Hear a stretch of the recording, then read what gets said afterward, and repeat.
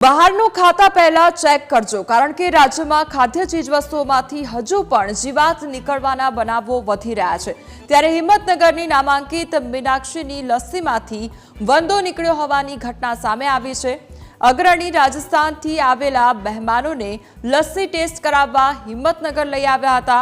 આ દરમિયાન લસ્સીમાંથી વંદો નીકળતા પરિવાર હતપ્રભ થયો હતો અને પરિવારે વીડિયો ઉતારી સોશિયલ મીડિયામાં વાયરલ કર્યો હતો। નોંધનીય છે કે રાજ્યમાં ખાદ્ય પદાર્થોમાં બેદરકારીએ તો જાણે હવે તમામ હદ વટાવી હોય તેમ લાગી રહ્યું છે, કારણ કે એક બાદ એક ખાદ્ય પદાર્થોમાંથી જીવજંતુ મળી આવતા હોવાના કિસ્સા સામે આવી રહ્યા છે।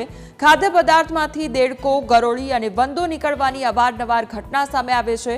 આ પહેલા પણ વલસાડમાં સિઝલરમાંથી વંદો નીકળ્યો હતો, તો અમદાવાદમાં બર્ગર મંગાવી અને બર્ગરમાંથી જીવાત પણ સામે આવી હતી અને જ્યારે કચ્છમાં સ્માર્ટ બજારમાંથી ખરીદેલી કેકમાંથી જીવાત નીકળી હતી।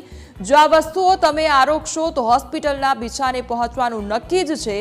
જો કે હજુ પણ આરોગ્ય વિભાગ તો ઊંઘમાં જ જોવા મળી રહ્યું છે। हमारी साथे हाल संवाददाता पार्थ जोड़ाई गया है। पार्थ, जे प्रमाणे आ ग्राहक द्वारा लस्सी मंगाववामां आवी हती अने लस्सीमांथी वंदो नीकळ्यो हतो, ग्राहकनुं शुं कहेवुं छे अने हाल मालिक द्वारा शुं सफाई आपवामां आवी छे?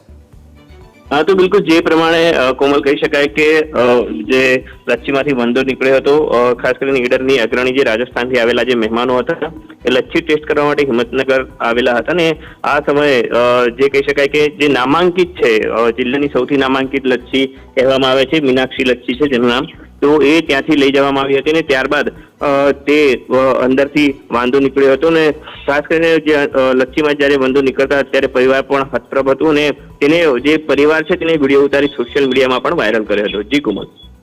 જી પાર્થ, સમગ્ર માહિતી બદલ આપનો આભાર।